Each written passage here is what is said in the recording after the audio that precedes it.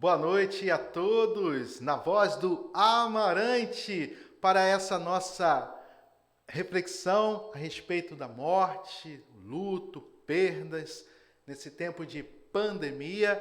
Toda quarta-feira vamos estar aqui reunidos para essa reflexão. Eu sou o Padre Marcelo José, vigário da paróquia aqui da Matriz de São Gonçalo. Então vamos estar aqui meditando um pouco sobre todo esse cenário que a gente está vivendo, né, que a Covid trouxe para todos nós ano passado e mudou toda a nossa vida e é necessário compreender. Então vou trabalhar aqui a compreensão e enfrentamento da morte e luto em tempos de pandemia. Não basta só compreender, a gente tem que enfrentar. Porque são tantos os medos do nosso coração que a gente acaba paralisando, igual o Chaves. Lembra do Chaves? Não pode ficar paralisado. É necessário todo esse enfrentamento diante do que estamos vivendo. Senão a gente adoece. É necessário o enfrentamento nesse tempo aqui que estamos vivendo. Tá bem? Então, como disse aqui, estamos nesse cenário, né, de pandemia e gerou angústias, aflições, luto, perda. Constantemente o padre está ouvindo, tantos padres aí, são as nossas conversas, os noticiários, constantemente. Né? Mas também devemos ter um olhar resiliente, né, diante das adversidades, dos problemas, um olhar positivo, um olhar transcendente e um olhar de espiritualidade para o que estamos vivendo. E nisso trouxe-nos também a fé. As pessoas estão mais rezando. Tem uma amiga minha que é médica, padre, nunca rezei como antes. Olha, estou tendo profundos encontros com Jesus. De fato, tudo leva ao crescimento com Deus. A esperança, o esperançar, uma palavra que estou gostando muito de usar, nem sabia que existia no nosso vocabulário. A gente fala muito esperar, agora esperançar a gente não utiliza. Fala da esperança, mas o verbo em si é mais do que esperar, que às vezes a gente espera sentado, parado, né, na morte da bezerra. Mas o esperançar nos leva a buscar, a construir, tropeça aqui, se levanta e conquista a cada momento. Esse é o esperançar. E lembrando, né, a esperança não decepciona. As palavras do Evangelho nos dão um novo, né, e uma direção para a gente. A palavra de Deus fortalece o nosso coração. E vemos a caridade. O que se destaca nas histórias de pandemias, de epidemias, né, são a generosidade, a caridade das pessoas com os mais necessitados. Então a gente vê isso muito. A gente está vendo. Então, de acordo com o cientista Steven Taylor, que ele escreve no livro Psicologia e Pandemias. Ele escreveu esse livro em 2019. Vale a pena a gente pegar um artigo, pegar o livro sobre o que estamos vivendo e enfrentar toda essa dificuldade que estamos vivenciando, tá? Um assunto, não sei se é comum para todo mundo, é a respeito da tanatologia, né? Teologia não. Teologia é estudo a respeito de Deus, né? Sobre Jesus, Espírito Santo, né? Aí tem todo um estudo. É tanatologia, de Thanatos. Thanatos vem de morte, tá? E logos, ciência. Estudo a respeito da morte, ou ciência, né? A respeito de como lidar com não somente com a morte, mas com luto, perdas. Tá? Então, todo esse estudo é realizado e é uma ciência que estuda os processos emocionais e psicológicos que envolvem as reações de perda, luto e a morte, terminalidade, tá bom? Temos um olhar biopsicossocial e espiritual diante desse estudo, né? Vale a pena lembrar de Thanos. Thanos, né, nos Vingadores, ele vem trazendo a morte de 50% do universo. Por isso que o nome dele, Thanos, né? Aí tanatologia vem estudando sobre a questão das mortes. E vem esse olhar numa visão holística, né? Integral do ser humano, tá bom? Então a gente vai trabalhar a questão bio, psico, social e espiritual, tá bem? E estudo tem vários enfoques, tá? A gente vai vendo aqui um pouquinho de cada, não dá para ver todo, mas o padre vai dar uns links para você também estudar em casa, pegar artigos, né? Pegar textos para que você possa compreender melhor. A gente vê aqui os enfoques na área da antropologia, né? Sobre o ser humano, né? A gente encontra em várias culturas a respeito da morte. É natural a gente encontrar ali com os índios, com os povos que moram lá na Austrália, né? Com o pessoal que mora na Antártida. Então é algo bem comum. Filosófico, a gente vai ver, né, toda a questão do olhar da filosofia, né, na Antiguidade, na Idade Média, na Idade Moderna, na Idade Contemporânea.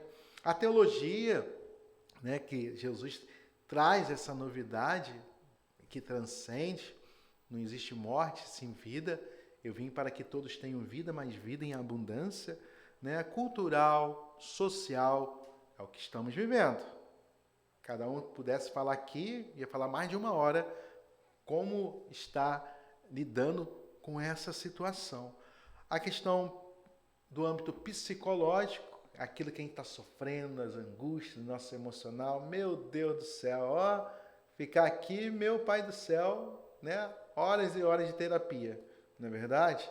Né? Aí eu vou começar a trabalhar, também tem um estudo sobre a lutoterapia, trabalhar a terapia do luto, muito importante para a gente. O padre também vai apontar para vocês aí sobre essas questões.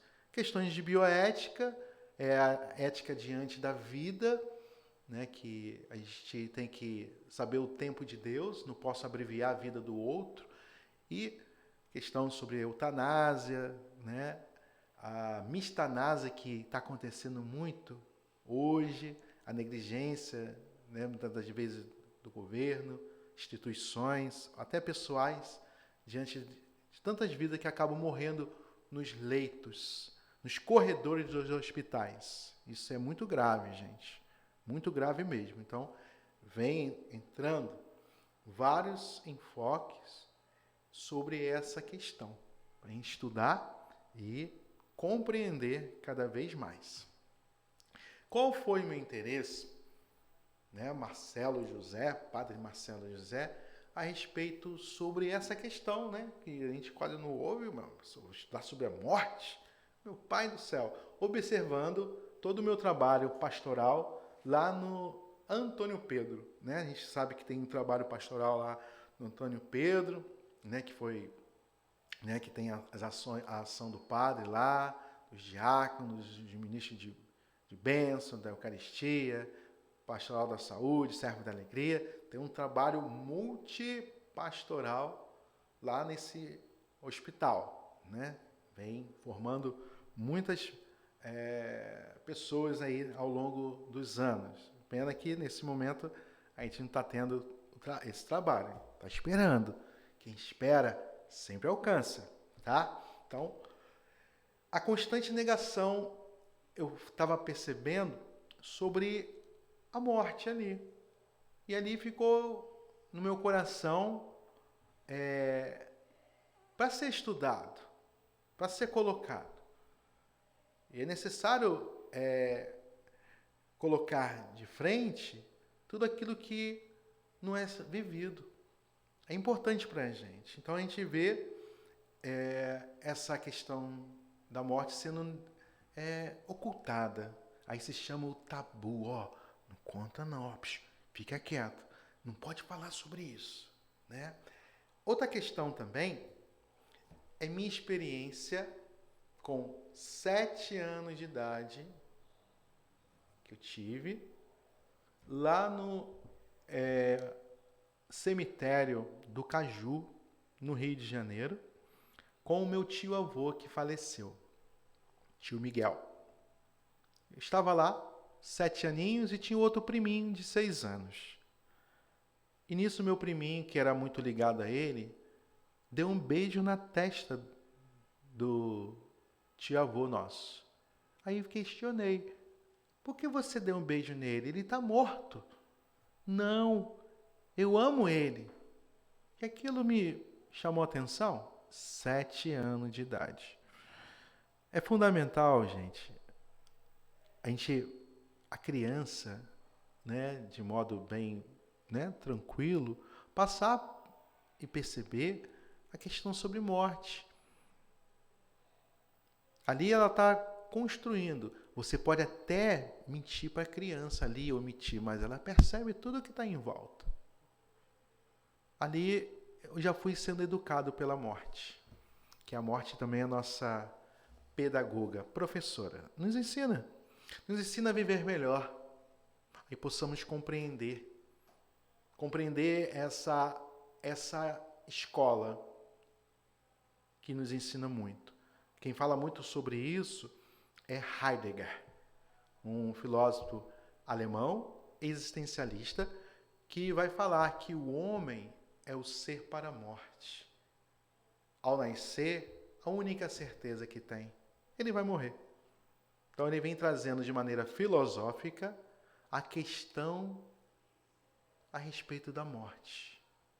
E possamos parar e meditar. Nesse tempo, ela tem forçado para nós toda uma reflexão sobre a vida. Tirado do nosso pedestal, de que tinha todas as tecnologias, tinha todos os recursos, e um bichinho de nada veio trazendo novamente o nosso olhar para a gente, que da nossa pequenez. Do pó viemos, do pó retornaremos. Necessitamos muito mais ainda de Deus. Possamos nos colocar com toda a humildade. Por isso que a morte é pedagoga. Ela ensina. E tem ensinado a todos nós. E Mistagoga, né, Ramiero Cantalamessa, o novo cardeal nosso, ele fala isso no livro Morte, Minha Irmã. Vale a pena pegar esse livro. Tá bom? Ó, do teu lado. Tá bom? Em 1 hora você lê esse livro ali, depois pegue, medite, escreva ali, para você meditar sobre a vida, que a morte nos ensina a viver melhor e nos aponta para algo que transcende. Por isso que é mistagogia, mistagógico. Né? Aproveitando o tempo pascal, né? Mistagógico que estamos vivenciando na Páscoa. Tá bem? A morte mostra aqui que é um fenômeno natural do ponto de vista biológico, pois desde pequenos aprendemos que os seres humanos, eles nascem, crescem, reproduzem, envelhecem e morrem. Tá tudo aqui na nossa caixinha, mas o nosso emocional, meu Pai do céu, como angustia o nosso emocional, né? Olha, a gente sabe do começo ao fim tudinho, mas na hora de viver, de experienciar as questões sobre morte, perdas, Nossa Senhora, como angustia o nosso coração. Então não basta só ter toda a intelectualidade. Devemos trabalhar a inteligência emocional nossa. Porque nem quase a gente não trabalha. Aí nessas horas, aí vamos ter que colocar em prática, né? Colocar em prática essas questões. E são fundamentais para o nosso desenvolvimento, tá bom? A morte também possui uma dimensão simbólica, né? Ela tem significados, valores, né? Que imprime coisas, né? E por isso que a morte varia necessariamente de lugares, histórias, no tempo e diferentes culturas, né? Quando alguém nasce no Japão, eles choram.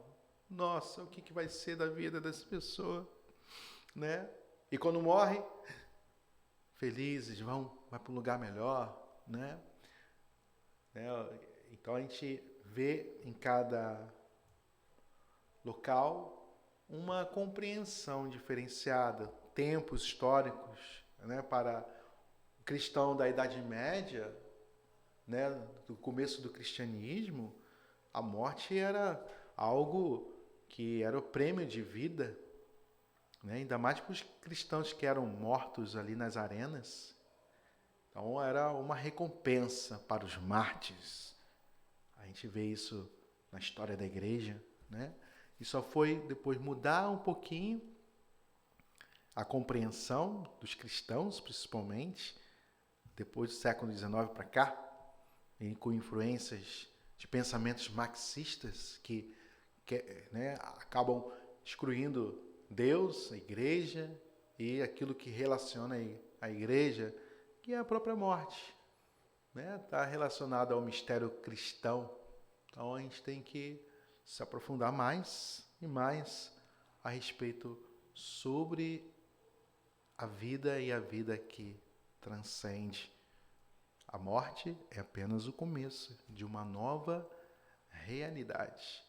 E a palavra morte tem um conceito que remete à noção de falecimento, término de vida, desaparecimento, extinção. Então a gente vê vários conceitos aí sobre a questão da morte. São várias representações sobre a morte através de temas, signos marcantes da literatura. A gente vê, eu coloquei até de propósito aquela morte lá com preta, com a foice, aí veio tirar a vida, né?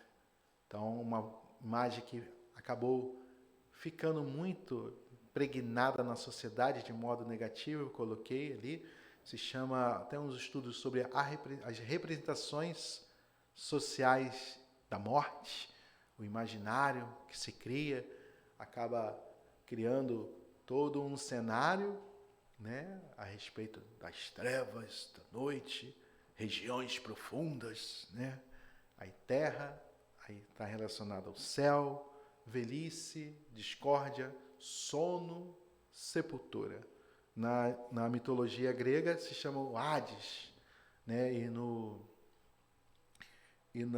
Não na mitologia, mas a própria cultura grega, né?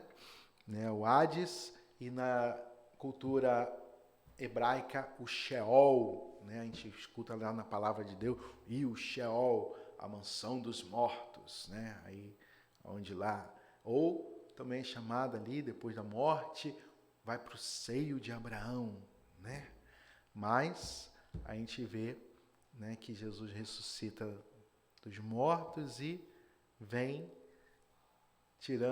cortando o véu, aí nos dando vida e vida em abundância. Então aí Jesus traz para a gente uma grande novidade, tá bom? E o tema sobre a morte é relacionado tanto à psicologia, né, às ciências sociais, à antropologia. Então, vários estudos a respeito sobre a morte. Então, se faz necessário a gente meditar para sair deste tabu, tá bom? Então, a gente vê aqui que o médico canadense William Osler, lá do século, né, retrasado agora, né, 1849 a 1919, foi do um dos primeiros a meditar sobre o tema, né? A sua publicação, né? Estudo da morte, aqui são abordados os aspectos físicos e psicológicos da morte, em relação à morte, né? Que o homem passa, e com o objetivo de minimizar o sofrimento das pessoas no processo da morte. Bem?